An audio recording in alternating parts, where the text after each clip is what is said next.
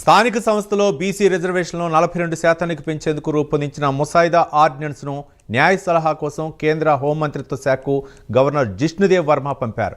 బీసీల రిజర్వేషన్ కోసం తెలంగాణ రాష్ట్ర ప్రభుత్వం పంచాయతీరాజ్ చట్టం 2018ని సవరణ చేస్తూ ముసాయిదాను రూపొందించింది. ఇది ఇప్పుడు కేంద్రం చెంతకు చేరింది. ఇంకోవైపు ఇప్పటికే అసెంబ్లీ ఆమోదించిన బీసీలకు 42% రిజర్వేషన్ల బిల్లు సైతం కేంద్రానికి వెళ్ళగా దీనిపై 30 నుంచి 32 అభ్యర్థనలను వ్యక్తం చేస్తూ కేంద్రం తిరిగి రాష్ట్రానికి పంపించినట్లు కూడా తెలిసింది. అయితే ఆర్డినెన్స్ ముసాయిదాను కేంద్ర హోంశాఖ పంపిన అంశంపై రాజ్భవన్ వర్గాలు స్పందించడం లేదు.